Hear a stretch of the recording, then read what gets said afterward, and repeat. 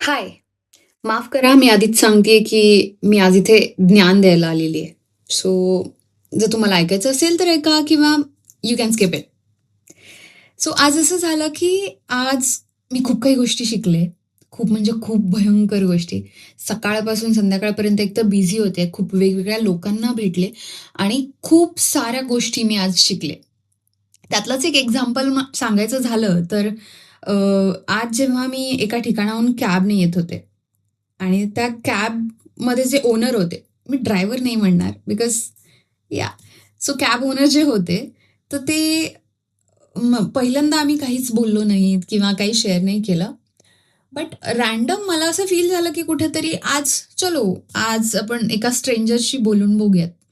म्हणून मी conversation start केलं आणि त्यांना एक असं बेसिक सांगितलं, की मी कंटेंट क्रिएशन स्टार्ट केलंय आता.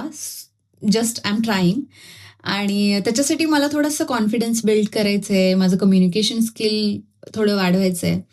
सो त्यासाठी आम्ही डिस्कशन केलं स्टार्ट आणि मला इतकं खूप सांगायला मस्त वाटतंय, की कधी-कधी आपण ना एखाद्याला चेहरा बघून किंवा असं जज करतो, की हा माणूस मे बी इंटरेस्टेड नसेल बोलण्यात किंवा याला लोकांशी बोलायला आवडत नसेल किंवा स्वभाव आपण जज करतो.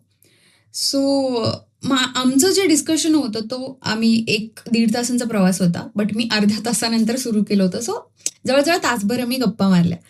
आणि ते इतकं सुंदर होतं म्हणजे आम्ही ट्रॅव्हलबद्दल बोललो किंवा माझ्या हॉबीज असतील, माझं चॅनलचं निश असेल. मग त्यांनी विचारलं, की "तुला काय आवडतं आणि का करताय तुम्ही हे?" वगैरे, वगैरे. किंवा त्यांची पर्सनल लाईफ असेल किंवा personal life in the sense लाईफमध्ये काही स्ट्रगल्स आले, मग ते कार ड्रायव्हिंग करतायत. आय मीन ते ओला वगैरे का करतायत? अशा काही गोष्टी असतील किंवा पॉझिटिव्ह अप्रोच असेल एखाद्या गोष्टी रिलेटेड.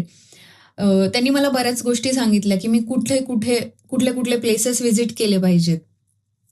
इंडियामध्ये पण म्हणजे भारतामध्ये पण आणि भारताच्या बाहेर पण. सो तेही बाहेर त्यांचं खूप बरंच फिरणं झालेलं आहे. आणि ते इतकं सुंदर डिस्कशन होतं, की म्हणजे मला तरी असं वाटलंच नाही, की मी फर्स्ट टाईम कुठल्यातरी स्ट्रेंजरशी बोलते आणि इतकं बोलतेय. आणि जेव्हा त्यांनी मला ड्रॉप केलं त्यावेळेस ते सुद्धा इतकं छानपणे म्हणाले, की थँक यू म्हणे, नाईस टॉकिंग टू यू वगैरे, वगैरे. म्हणजे त्यांनाही कदाचित तितकं छान वाटलं असं.